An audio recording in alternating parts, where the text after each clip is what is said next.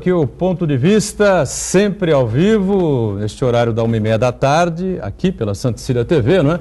Tradição da discussão política, do debate, sempre aprofundado os assuntos importantes aqui da cidade, da região, não é? Educação, meio ambiente, saúde, transporte, segurança pública, enfim, os temas que você sabe, não é?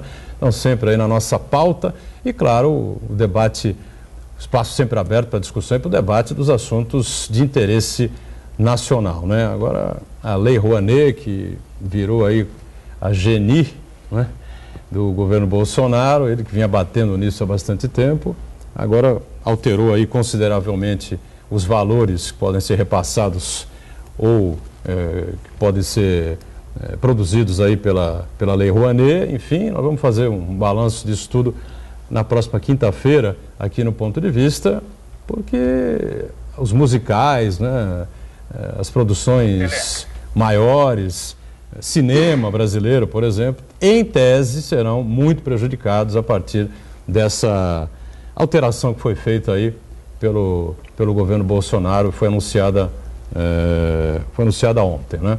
Bom, reprise do Ponto de Vista, você confere sempre, acompanha com a gente aqui na Santa Cecília TV, sempre a partir das 8 da noite, né? Assunto diferente hoje, mas importante, né? Faz parte da vida de todos nós, a questão das relações humanas e como se administrar aí as crises de relacionamento, enfim, né?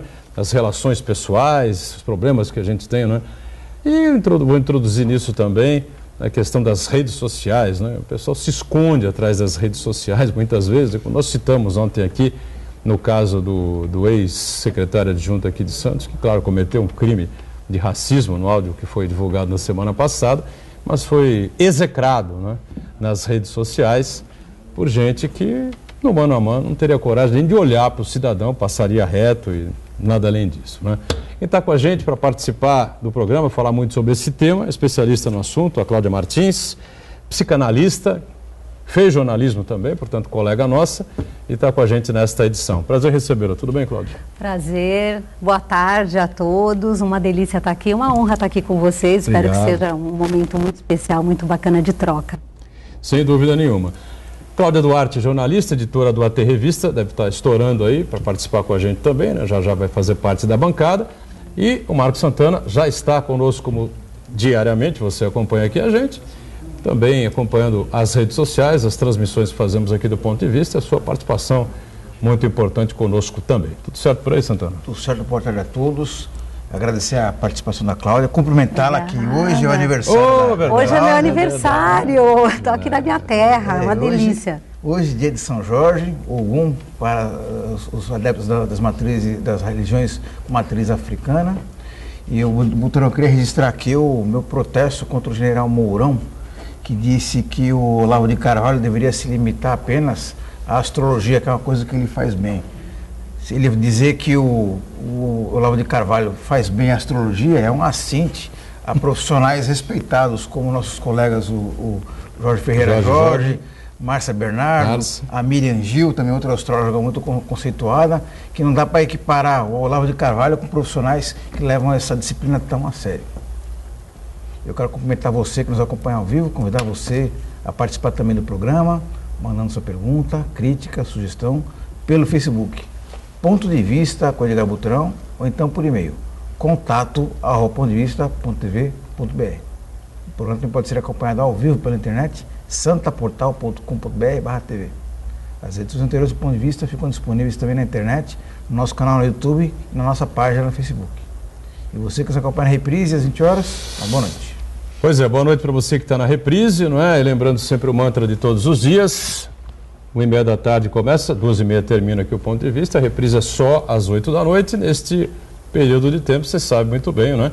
Coisas incríveis acontecem, né? Ou deixam de acontecer na combalida República Brasileira. Parabéns, Cláudia, né? Felicidades, obrigado por estar presente aqui com a gente.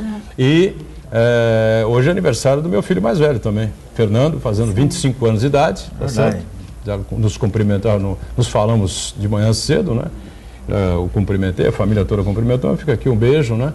E felicidade, sucesso sempre ao engenheiro, né? Lá em São Paulo, lá, suando a camisa e lutando aí para avançar na carreira, tá certo?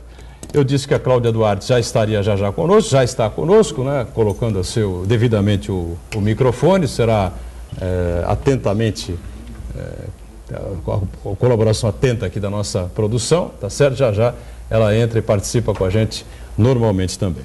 Mas eu disse que a Cláudia Martins é jornalista, também se formou em comunicação, como nós, e atuou também na área há bastante tempo, né? E depois mudou a camisa, trocou a camisa, é isso? O jornalismo sempre esteve aqui comigo. No sangue? No sangue. Na veia. Comunicação faz parte. Eu falo que o sujeito ele se constitui como sujeito por meio da linguagem. Então, nós somos seres comunicativos. Então, nunca a comunicação saiu de mim. Eu fui buscar estudar a psique humana, fui estudar psicanálise, fui entender a psicologia por interesse, por vontade. E aí, hoje, eu acredito que dê para misturar bem as duas coisas aí. No dia a dia, no atendimento clínico, nos treinamentos, nas palestras, enfim, sempre me ajuda demais o jornalismo, ele nunca me abandonou. Na verdade, o jornalista é um clínico, né? O jornalista acaba lidando com tantas e tantas situações, entrevistando tanta gente, né? E realmente, às vezes, dá vontade de você mudar um pouco, né? Ou acrescentar algo, né? À carreira. Não é, Cláudia Duarte? Prazer recebê-la também, tudo bem? Prazer meu. Boa tarde. Muito bem. E aí, Claudinha, por favor. Você conhece a Cláudia Martins, não? Então, eu conheço a Cláudia de nome. Não se conhece, mas vai conhecer logo mais. A gente se conhece, assim, de nome, mas hoje a gente vai fazer o evento junto e eu estou conhecendo ela pessoalmente agora. Sim.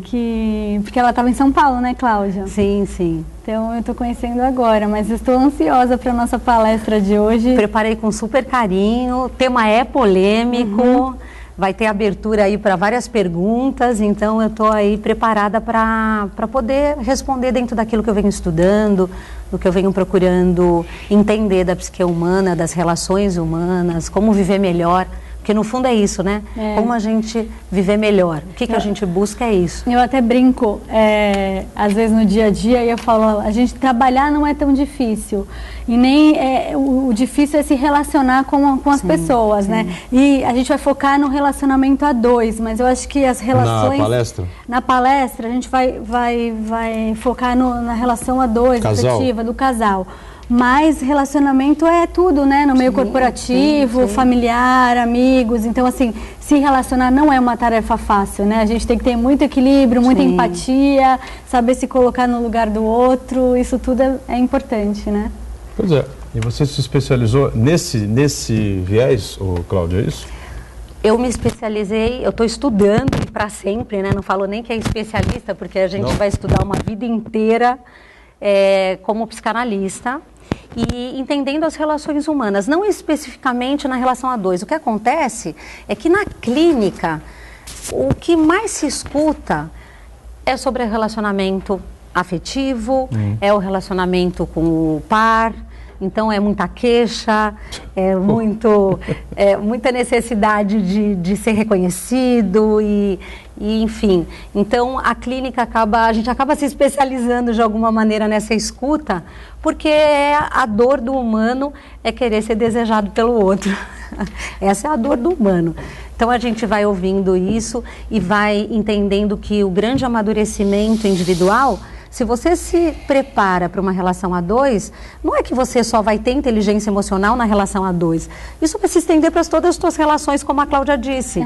Você acaba absorvendo, né? Teu trabalho melhora, as relações com as pessoas melhoram, com a vizinhança melhora. Enfim, é um ganho geral, só que primeiro há de se olhar para dentro. É o primeiro lugar. E qual a principal queixa que você tem assim nas relações afetivas, assim, em relação a dois? Qual a principal queixa que você percebe que é o que mais atrapalha hoje em dia? Ele ou ela não me escuta. Entendi. Porque é sempre uma reclamação do par. Ele ou ela não me escuta, não me percebe. A pessoa chega em casa, vai para o celular, ou vai para o Netflix, ou vai para o jogo, para o videogame, enfim. Então é sempre uma sensação de que as pessoas estão nas relações e parece que estão individualizadas, não focadas na relação a dois. Não acho que é uma coisa de hoje, eu acho que é uma questão do humano. Hoje agravado, hoje o cenário agrava por conta das redes sociais, dessa quantidade, né, de oferta do que a rede, ou a pessoa está numa rede, ou está na outra, ou está em todas, enfim. Então, a queixa é muito essa que a gente acaba escutando na clínica, né, do não ser percebido pelo outro, não ser querido, não ser aceito. Acho que entra naquele estágio de acomodação, né, e cada um acaba construindo o seu próprio mundo nas redes sociais, falando com seu círculo de amigos. Tem alguma dica para a pessoa não cair nessa rotina?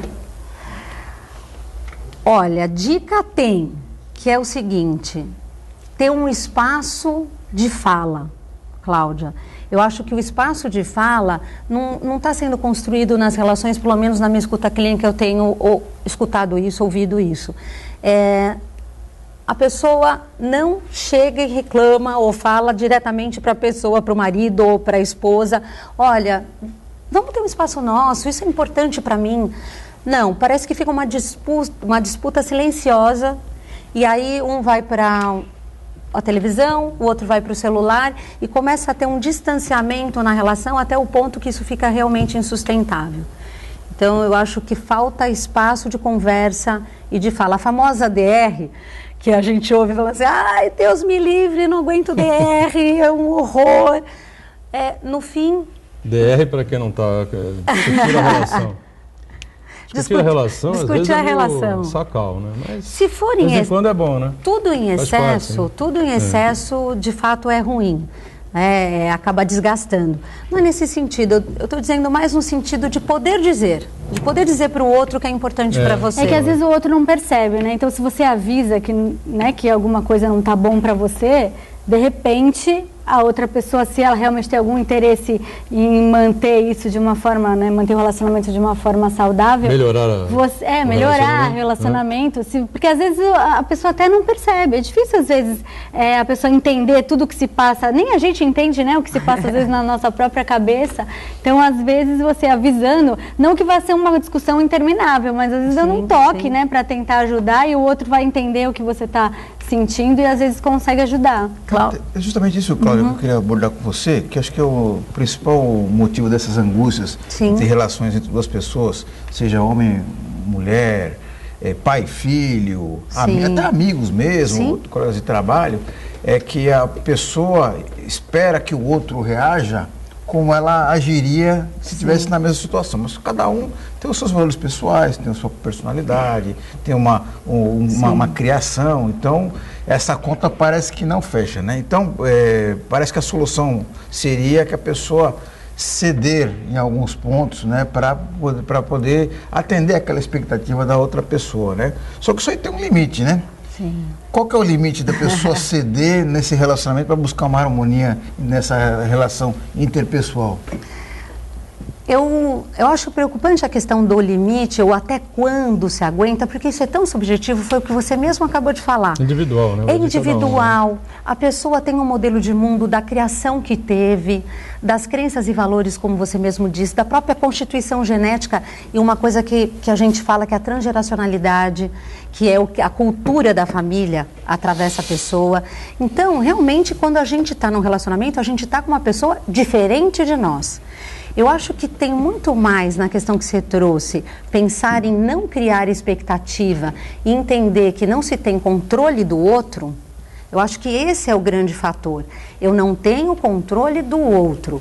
Portanto, se eu crio uma expectativa de que o outro atenda aquilo que eu acho que é bom, a tendência de eu me frustrar é muito grande. Isso não quer dizer, que eu estou dizendo aqui, que não deve haver nenhuma expectativa, porque isso não existe, isso não é verdade.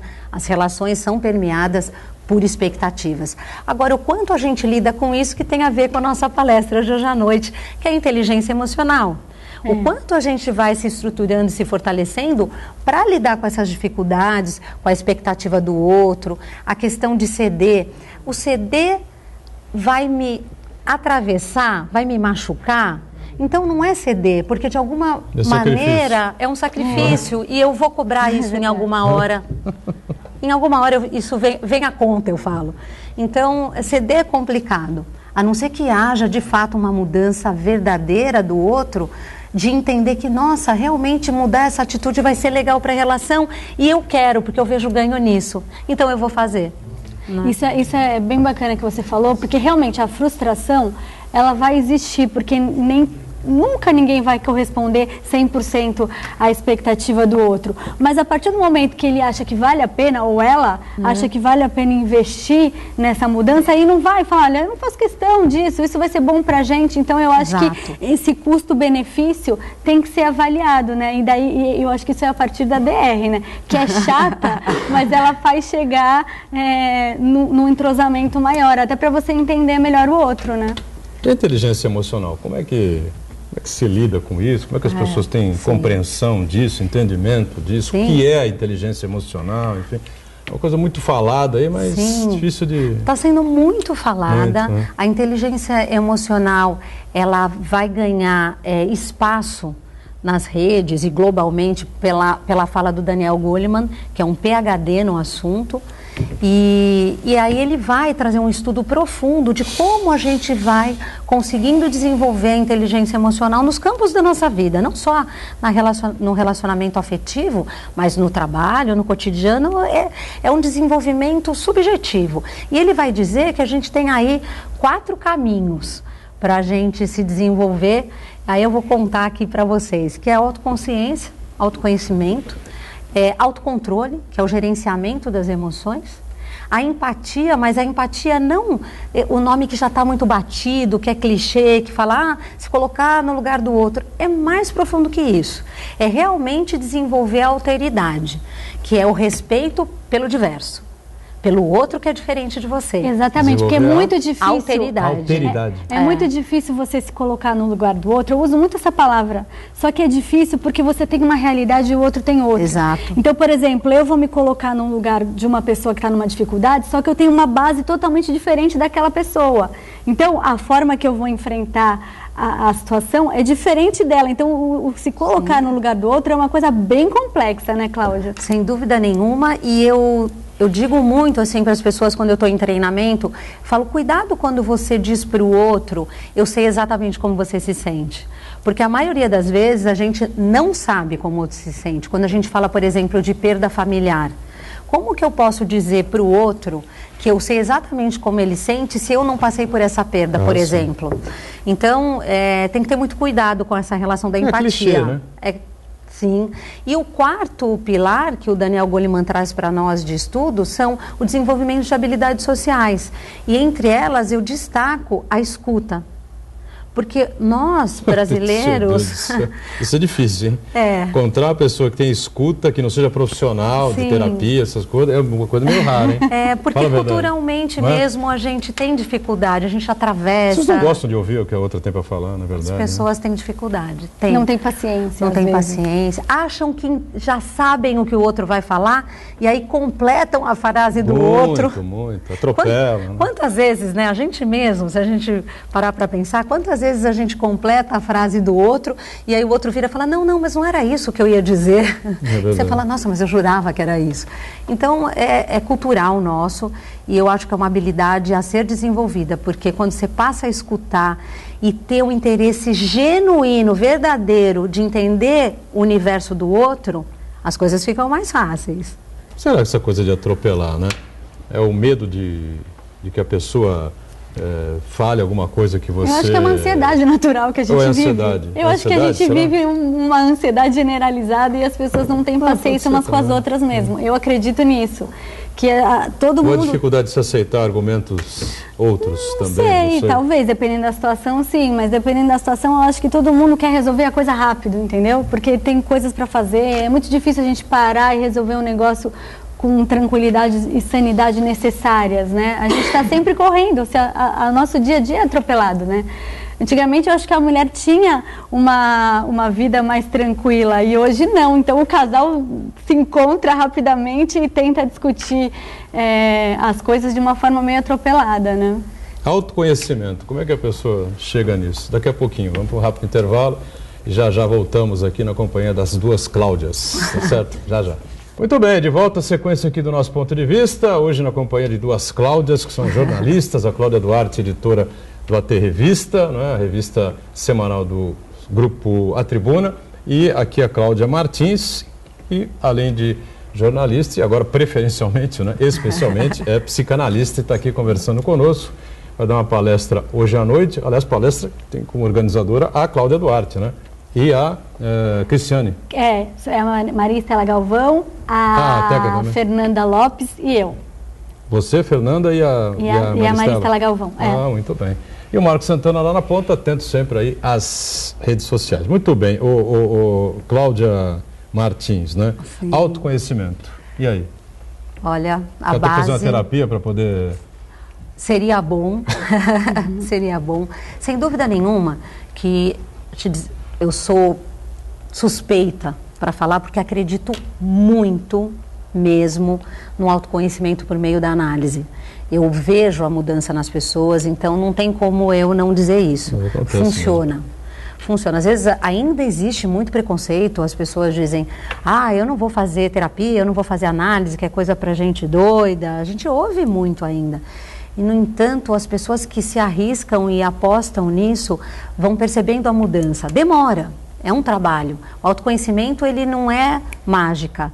Precisa entrar em contato com muita coisa interna que às vezes é difícil. Então, o autoconhecimento, sim, por meio da análise, mas não só isso. Eu acho que estudar é bacana, você ampliar o teu modelo de mundo, ouvir as pessoas, tentando entender o que o outro pode trazer para você, não como disputa, não como dizer assim, eu tenho a verdade e o outro não tem. Então, o autoconhecimento passa por ampliar o teu modelo de mundo também. Eu acho que você vai se estruturando, vai se entendendo, vai se fortalecendo no que diz respeito a limites. Eu acho que isso ajuda muito. Poxa, até aqui você vem comigo. Passou disso, eu não vou deixar. Você não vai falar assim comigo, ou um colega de trabalho. Limites é super importante para que a gente possa conhecer o nosso espaço, quem a gente é, do que a gente gosta. Isso é fundamental. Acho muito importante. Sabe que eu aprendi, depois de muito tempo, a limitar o acesso. Porque às vezes a gente tem uma necessidade de atender as pessoas, sim, né? Sim. E eu aprendi isso até com o gestor do Hospital Albert Einstein, o Cláudio Lotenberg. Ele sempre falou para mim, a gente tem que limitar o acesso, porque senão a gente não consegue atender todo mundo o tempo todo e nem muito menos agradar todo mundo o tempo todo. Quem quer agradar todo mundo não agrada ninguém. Então a gente tem que ir de uma maneira educada e até... sabendo administrar, a gente tem que limitar o acesso, porque não dá para responder para todo mundo, não dá para atender prontamente todo mundo, tem que ter esse filtro, né? Agora, Cláudia, essa questão uma palavra que também está sendo muito usada ultimamente e com razão, né? Intolerância, né? Sim. Começou com questões mais voltadas às questões políticas, depois a questão da violência social, enfim, eu acho que ninguém mais se tolera, ninguém mais se aguenta, é uma coisa maluca, entendeu? Sim. Tomou conta aí da sociedade. E a gente discutia ontem aqui na questão das redes sociais, né? O ex-secretário adjunto aqui de Santos de Turismo gravou lamentavelmente um vídeo racista, né? Sei lá onde é que vai parar isso, mas as pessoas, os justiceiros das redes sociais execraram o cidadão. Tudo que devia acontecer com ele já aconteceu, né? Não falta mais nada acontecer. Falta só agora o juiz acatar, entendeu? Abrir um processo, essa coisa toda, porque pedido na justiça já tem, né? Então não tem, acho que não tem todo mundo que se manifestar. Eu disse isso aqui nas redes sociais, tá certo? Pô, tá todo mundo execrando o cara, por que vai mais um dizer, por que vai mais um falar? As pessoas se sentem na obrigação também de, não, eu também vou execrar esse cara e tal, não sei o quê. É um momento, assim, sei lá, de dificuldade para todos, né? A rede social acaba sendo um lugar também de transbordamento de uma raiva que está generalizada. Não quer dizer que seja especificamente a pessoa que vai escrever, como você falou, mais um para fazer, para falar, para escrever, para meter a boca. Não quer dizer que seja com aquela pessoa. É um viés, é um canal que a pessoa acha para colocar. Se não for ali, vai ser com o vizinho, vai ser na rua, vai ser no ônibus. Em algum lugar ele vai despejar aquela raiva que está dentro dele. Então, você falou de intolerância, né? De fato, as pessoas estão querendo se preservar tanto no seu eu, né? no seu individualismo, que as pessoas passam a não respeitar o outro. Só você tem a verdade, sendo que o que é verdade, né? O que é a realidade? A realidade é tão a percepção de cada um. Enfim, então, de fato, está difícil. E na clínica, o que a gente escuta muito é, assim, famílias que se desfizeram nas últimas eleições. Eu escuto isso na clínica. Filho que não fala com mãe, por conta dessa intolerância de não aceitar o diverso, não aceitar que o outro é diferente. Então, é um momento mesmo. Eu ouvi esse áudio lá no jornal, eu ouvi esse áudio do secretário. Realmente foi lamentável, é uma coisa que a gente não aprova, lógico. Mas se alguém tivesse que abrir o WhatsApp publicamente, quem que ia ter umas mensagens aprovadas 100%? Você sempre fala no momento de estresse, você sempre acaba julgando, você acaba sendo intolerante com alguma questão. E as pessoas usam a rede social para extravasar essa raiva de alguma forma. Sim. Foi o que ela falou. E principalmente quando uma pessoa está com alguma notícia de comportamento, principalmente, que não é aprovado, aí as pessoas acabam aproveitando aquilo e comentando, então toma uma proporção enorme, mas a gente esquece que todo mundo é sujeito a erro, né? Todo mundo erra, todo mundo fala às vezes demais, todo mundo acaba fazendo comentários infelizes e é aí que entra a tolerância, né? A gente tem que tentar se colocar no lugar do outro, não na forma clichê, mas pode acontecer qualquer um, né? Sim. E na verdade, nesse caso, quem tinha que tomar providências, tomou, né? O prefeito tomou providências, o presidente do Conselho do Santos tomou providências, o partido político, no caso o PSD, tomou providências. Enfim, mas as pessoas achavam pouco nas redes sociais e continuavam entrando, continuavam falando, né? E um grupo político, né, evidentemente oportunista, aproveitando uma oportunidade que apareceu, marcou para a Praça Mauá ontem, por volta de meio-dia, 1h da tarde, não sei se acabou acontecendo esse evento, enfim, mas estava marcado lá um encontro, uma reunião antirracista e tal, não sei o quê, quer dizer, ia dar mais porrada no cidadão ainda, além de tudo aquilo que já foi feito. Quer dizer, é uma questão de oportunismo também, que eu condeno, né? Eu acho que sou radicalmente contra essa coisa de justiceiros das redes sociais, de execração pública, enfim. Acho que o ato foi um ato criminoso, todo mundo sabe, não é? No que vai dar a gente não sabe ainda, o cidadão perdeu tudo que tinha, né? Na política, dentro do Santos Futebol Clube, no partido político, enfim, acho que não pode nem ser na rua. Mas as pessoas continuavam, né, Cláudio? Era uma coisa incrível, né? No final de semana acho que não tinha o que fazer, né? Como era o fim de semana da Semana Santa, então eu disse ontem aqui e repito agora, né? Faltou o cara, vamos fazer uma cruz lá na Praça da Independência, na Praça Mauá, pendurar o cidadão lá. É o cúmulo, é o exagero, né, que se comete, né? E as redes sociais facilitam isso, né? As redes sociais, eu acho que quem tem um viés sociopolítico que não condena, eu acho que as pessoas têm espaço de fala hoje, é super bem-vindo. Só que as pessoas já fazem isso. É a vida delas fazer isso. O que é o exagero é quando se pega uma carona para se promover, enfim, que acontece também. Porque quem tem um posicionamento mais ativo, mais ativista, enfim, não é naquele momento só. Exatamente. Tem uma construção, tem um posicionamento político claro, a pessoa tem uma postura para falar o que pensa. Eu acho que tudo isso, até para ser escutado, a gente tem que ter postura para dizer. Né? Eu acho que é importante, pegando aí carona na tua fala. E um dado adicional é essa impulsividade da pessoa reagir a qualquer tipo de coisa, né? Tanto como execrar o racismo ou até mesmo divulgar uma fake news ou dar o pitaco aí sobre um assunto que ela não domina, né?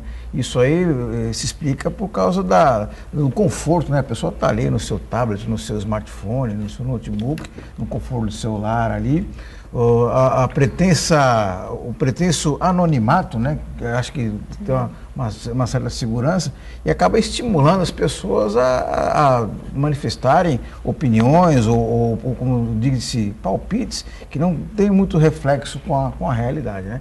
Eu até gosto de lembrar uma frase do Humberto Eco. Humberto Eco, um teórico da comunicação, ele ficou mais famoso pela obra de ficção, o livro O Nome da Rosa, que se transformou em filme. Mas a grande contribuição do Humberto Eco foi a teoria da comunicação, principalmente no estudo da semiótica. E um ano antes dele morrer, ele deu uma palestra na Universidade de Milão e ele disse que o problema das redes sociais, da internet em especial, é que ela deu voz a uma legião de imbecis. Porque antes o imbecil, ele falava a bobagem dele na mesa do bar ali, e aquilo ali atingia apenas aquelas pessoas que estavam ali presencialmente acompanhando aquela bobagem. E logo ele era calado ali, falando, você está falando uma bobagem, e era silenciado. E hoje não, com a internet, com as redes sociais, essa bobagem acaba tendo uma proporção planetária, né? Sem exagero.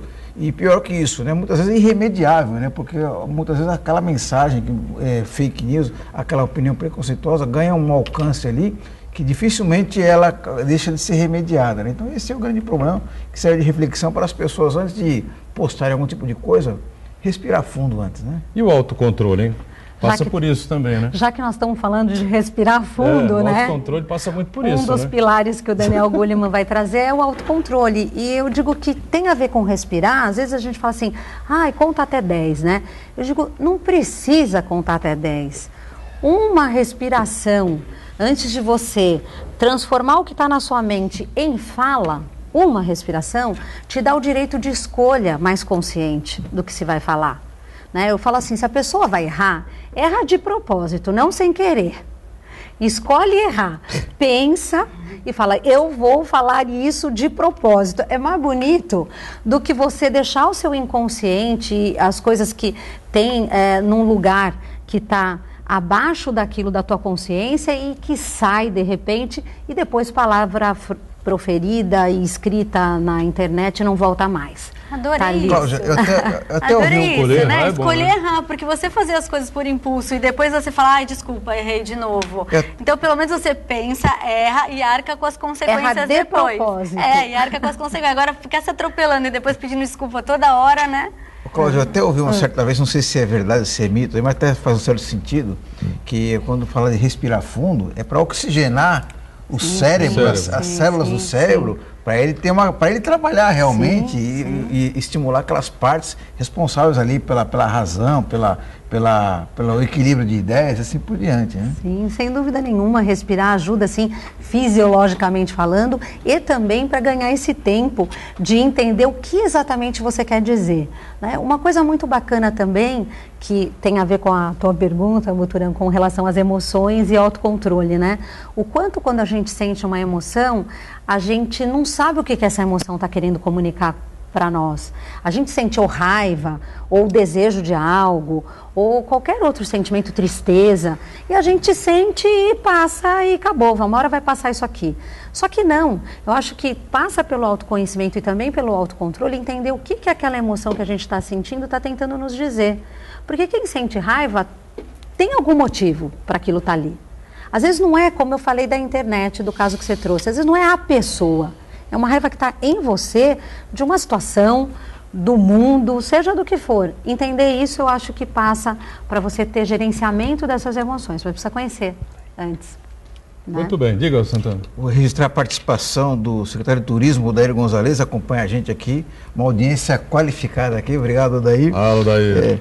Ele diz aqui que concorda com a minha reflexão aqui sobre as redes sociais. Ele concorda que as redes sociais deram voz a uma legião de imbecis. Que é isso mesmo, né?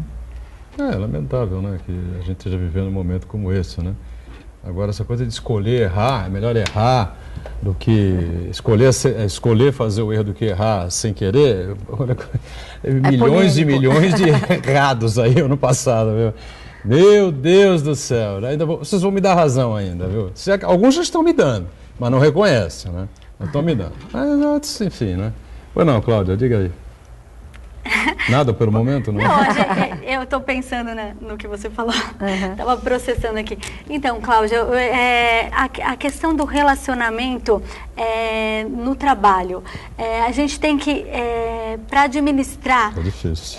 Então, porque relacionamento tem todos os dias, o tempo todo, né? Sim. Então, o que você acha mais difícil na convivência diária no meio corporativo? Porque tem ciúmes, tem inveja, tem a questão da falta do coleguismo. Então, assim, e tem pessoas colaborativas, tem amizade. Eu, por exemplo, eu encontrei pessoas no meu trabalho que são quase família para mim. Sim. Então, mas assim, para você administrar tudo isso, o que mais você precisa ter? Na minha visão, eu estou muito dentro das corporações, Cláudia, porque eu faço treinamento também dentro das corporações. E o que eu vejo que o excesso de trabalho realmente está adoecendo as pessoas nas corporações. Então, o que acontece? Não é nenhuma... Metas, não quero fazer nenhuma demonização do trabalho, enfim, porque a gente trabalha, é necessário, é importante, enfim. É como hoje está tão enxuto, as empresas estão tão enxutas, é uma pessoa fazendo 2, 3 coisas que o que acontece?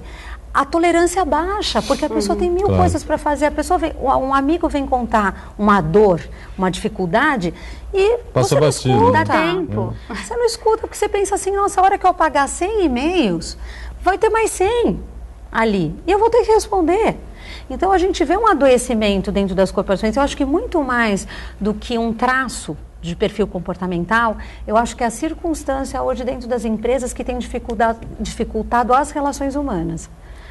Essa questão das equipes enxutas faz com que aquela coisa fique meio cada um por si, né? Eu preciso segurar o meu trabalho e perde um pouco aquela... Esse lado aí também, né? A parceria, a colaboração. Em contrapartida, tem pessoas que você vê que são tão disponíveis, por traço mesmo comportamental, que ficam até 6 da tarde ajudando todo mundo.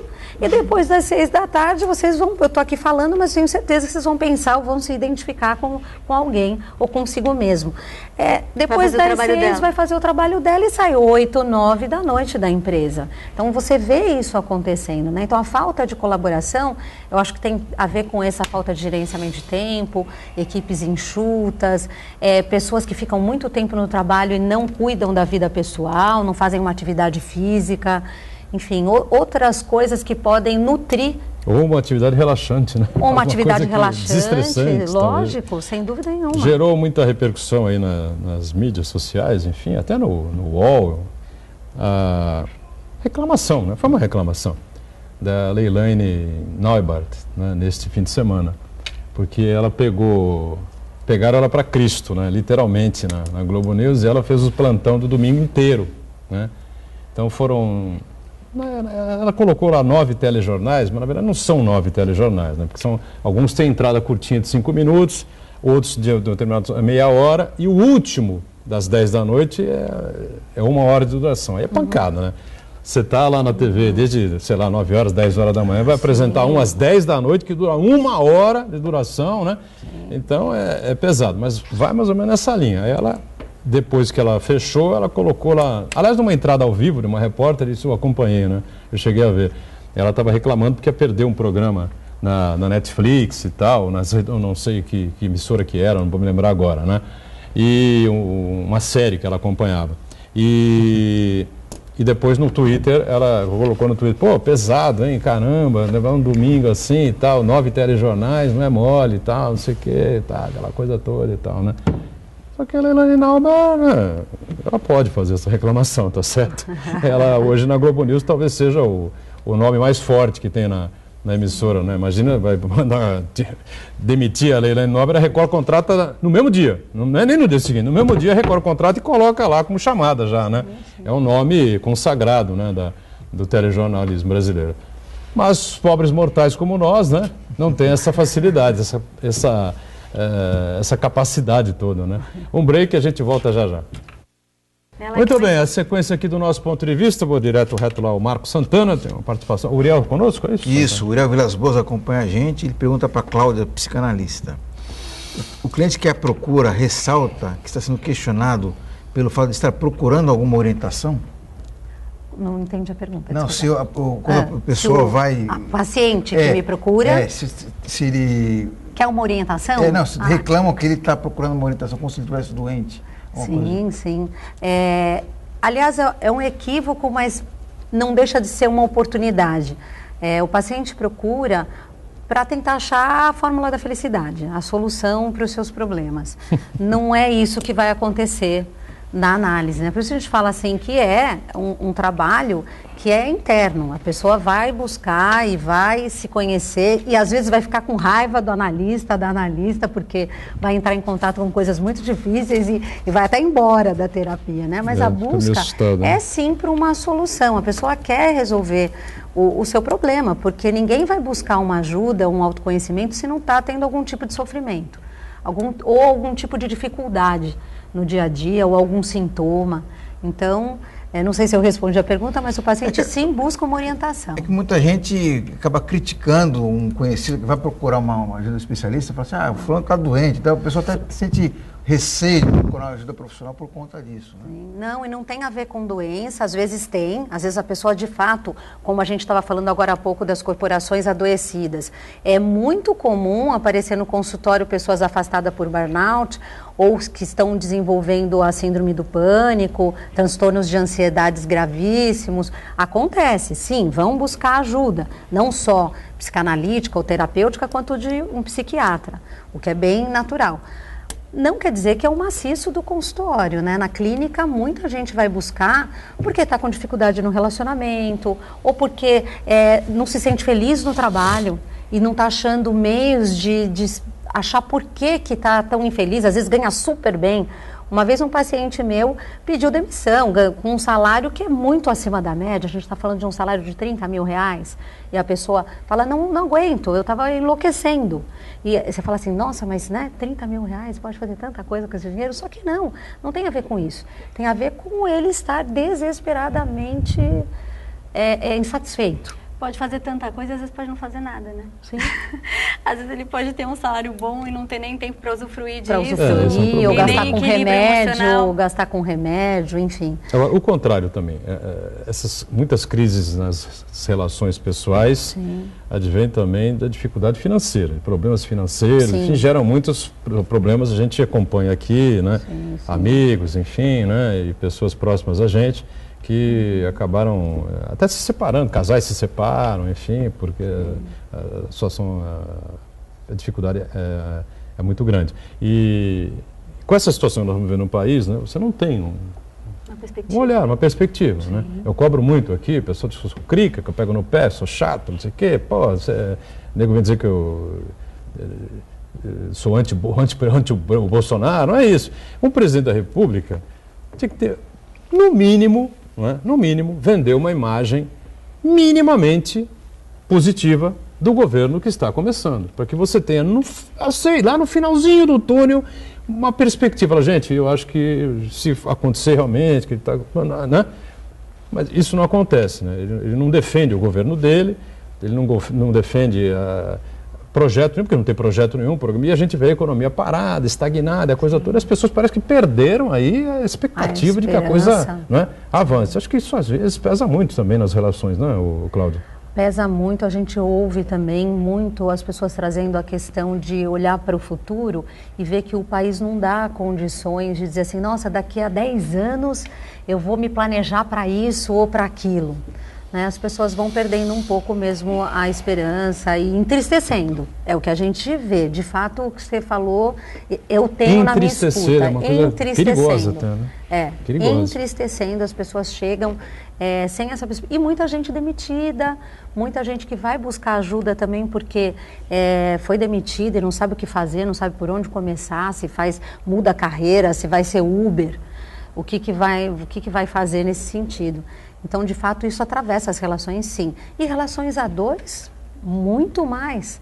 porque a relação já está acostumada ali num desenvolvimento de divisão, por exemplo, de despesas, na ponta do lápis, e de repente um perde o emprego, o outro fica super sobrecarregado e realmente atravessa o cotidiano, é difícil. Isso é uma situação muito complexa. Curto, né? 3 meses, 6 meses, então se a coisa avança... Sim, se avança fica muito complexo. Diga, Santana. Vou refazer uma pergunta que eu fiz na entrevista que eu fiz com a Cláudia, que a gente publicou no Jornal da Hora desse sábado agora, que acho que vale muito a pena, que é com relação ao choque entre gerações. Sim.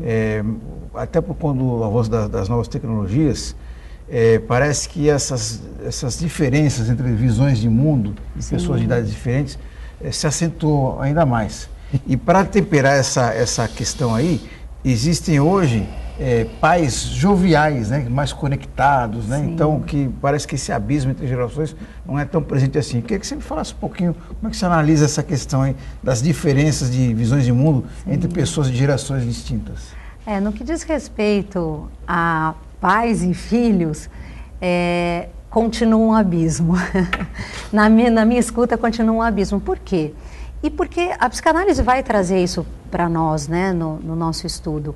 O quanto o adolescente, para ele se fortalecer como sujeito, para que ele de fato se constitua como eu, o que eu gosto, o que eu quero ser, que faculdade eu quero fazer, com quem eu quero me relacionar, quais são as minhas escolhas. Para isso, existe um momento delicadíssimo dentro da família, que é a negação de pai e mãe.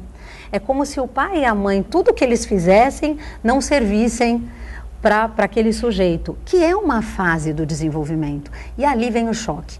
Por mais moderno que sejam os pais e cabeça aberta, como a gente diz, lógico que vem o choque, porque é natural do desenvolvimento do adolescente andar num caminho antagônico. Eu brinco, às vezes eu digo, calma pai, calma mãe, eles voltam. Eu digo, eles voltam. Deixa eu passar essa fase, é uma fase importante da constituição deles. Você fala para sua filha assim, nossa, que vestido lindo que você tá! E ela vai lá e fala, você gostou? Ela vai lá e troca o vestido, né? E aí é bacana de ver isso por um lado, porque realmente é a pessoa se constituindo, podendo dizer, não, eu não sou igual ao meu pai e minha mãe. Eu tenho o meu jeito de ser, eu sou uma pessoa diferente. E aí depois na maturidade isso vai mudando, enfim. Então o choque continua existindo. Natural, né? Cabeça de filho foi igual a cabeça do pai, tem alguma coisa que não está batendo. Que não está dando certo, né? Menos no futebol, né? Futebol tem que ser igual. No futebol. Então, a gente estava falando da questão das pessoas entristecerem e tal. Por outro lado, você percebe na sua experiência clínica que alguns processos criativos se dão diante das crises. Por exemplo, a pessoa está naquela situação, limite, aí ela resolve jogar tudo para o alto e se reinventar e acaba criando coisas que ela jamais imaginava, né? E sendo feliz. Eu tô dando risada, Cláudia, porque você trouxe um conceito super importante da psicanálise agora, no teu jeito de falar, você trouxe um conceito da psicanálise que vai dizer que a gente é movido por duas pulsões, né? Pela pulsão de vida e morte. E o que faz a gente ser criativo é a pulsão de morte, muitas vezes, não a pulsão de vida. Então, quando a gente, de fato, está movido em si mesmado, né? Está mergulhado para dentro e triste com alguma coisa, pode ser que nessa hora a gente tenha um viés criativo e a gente consiga dar uma volta por cima bacana na carreira, nos relacionamentos. Foi muito legal você trazer isso, sem dúvida nenhuma.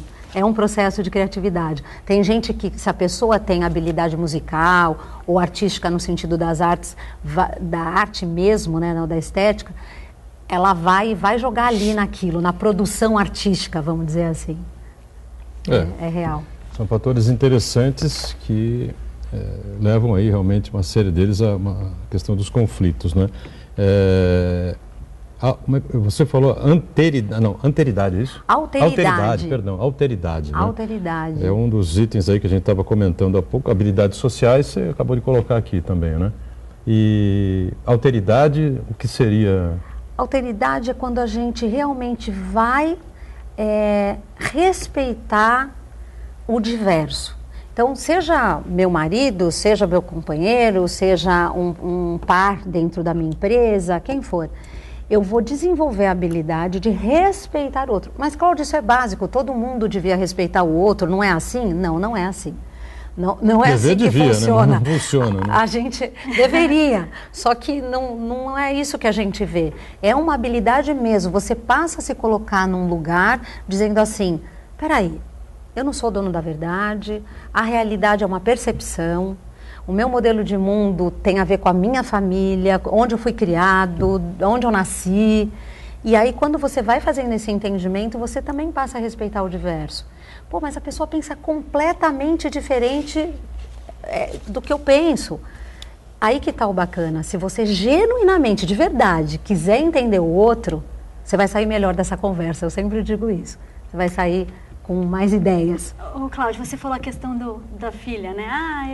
A mãe gostou do vestido e ela vai trocar o vestido para mostrar que ninguém manda nela, alguma coisa assim. Sim. Isso às vezes acontece muito nas relações adultas até. Sim. Porque você tem um relacionamento com alguém e só porque você Sua fala... filha já fez isso? Né? A minha filha não fez, mas ela não veste o que eu quero. Mas ela não foi trocar só porque eu falei que eu gostei, mas jamais ela veste o que ela vai vestir o que ela quer vestir. O que ela quer vestir. Às vezes eu dou uma sugestão, não, ela tem a opinião dela. Mas assim, o que eu vejo às vezes, até em relações adultas e maduras, inclusive, assim, de pessoas maduras no sentido de ter idade, de ter idade. De ter idade. É assim, às vezes a pessoa tem um comportamento, o parceiro fala alguma coisa e ele até entende que aquilo não foi legal, mas ele fala, ninguém manda em mim. Então, assim, eu não vou fazer o que você quer. Porque aí dá a impressão que você está manipulando. E não, você só está conversando e o fato... Sei lá, eu acho que eu consigo ser voto vencido em tudo, até no trabalho. Eu estou escolhendo uma capa com a minha equipe fala, essa é mais legal. E aí todo mundo gosta dela e eu gosto da outra. Eu falo, não, então vamos na outra. Vamos perder, né? Pronto. Eu sempre escolho a capa, eu tenho uma facilidade, mas às vezes eu peço ajuda para todo mundo e sou voto vencido. Isso em qualquer relação, você também pode...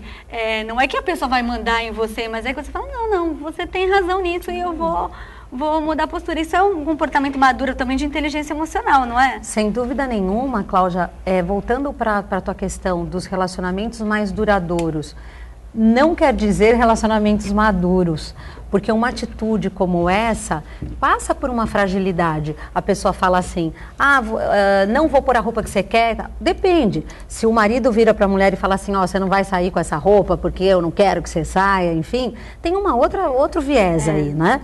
Com relação a mulher ir tirar a roupa ou não, mas são escolhas, né? O que acontece assim, tem coisas atrás. Eu acho que escutar o outro é perceber que não é trocar de roupa, ou não é não fazer o que o outro quer, porque atrás às vezes tem uma mágoa, não se trata daquilo. Se trata de uma mágoa, de algo que aconteceu no passado e que a pessoa não digeriu e que vai ficar uma vida do lado da outra trabalhando aquela mágoa de forma às vezes até inconsciente. Mas vai ficar devolvendo, vai ficar criticando e às vezes a mulher diz assim, meu marido pega no meu pé, enfim, eternamente. Às vezes tem uma coisa que é lá atrás. E como é que faz para resolver isso? Melhor é resolver na hora, né?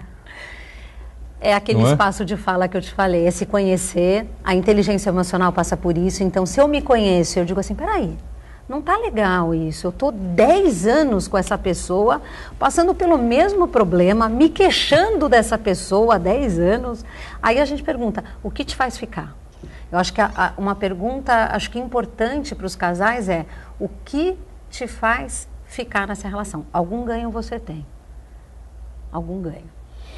Cláudia, eu queria prolongar. Estava prestando atenção aqui e o professor Carlos Manente tinha razão, viu? Você foi aluna do Manente? Fui aluna de TV. Nós fomos alunos também do professor saudoso Carlos Manente, que foi editor-chefe da TV Tribuna durante um bom tempo, foi editor adjunto do Fantástico, né, da Rede Globo, enfim. Uma figura ímpar, né, do telejornalismo. Né? Infelizmente faleceu já há bastante tempo, teve um infarto fulminante, enfim, e morreu, né? E o Carlos Manente foi professor na Facos de todos nós aqui, né? Sim. E tem um grande conhecimento de telejornalismo, sem dúvida nenhuma, né? Era uma marca, né? Uma figura diferenciada no telejornalismo. E tinha algumas figuras assim na sala de aulas, eles que ele focalizava e tal, não sei o quê. Um deles foi a Cláudia, e a Cláudia poderia sairia bem na televisão. A gente comentava isso, ela comentava com a gente antes do programa começar, eu prestei atenção um pouco aqui e ele tinha razão, viu? A Cláudia realmente focaliza muito bem. Quem sabe, né? De repente, estamos aí, né? A vida tá rolando, né? De repente. As questões do humano, então, seria um prazer. As habilidades, né? Então. Estamos encerrando o ponto de vista. Obrigado a Claudinha Duarte, obrigado a Cláudia Martins. Eu que agradeço. Uma palestra hoje à noite. Está mais em São Paulo que em Santos, mas continua aqui na terrinha também. Né? Marcos Santana diariamente conosco, a gente com você de segunda a sexta, ponto de vista ao vivo, aqui na Santília TV, 1h30 da tarde, né? Com a nossa reprise às 8 da noite. Tchau, gente. Obrigado.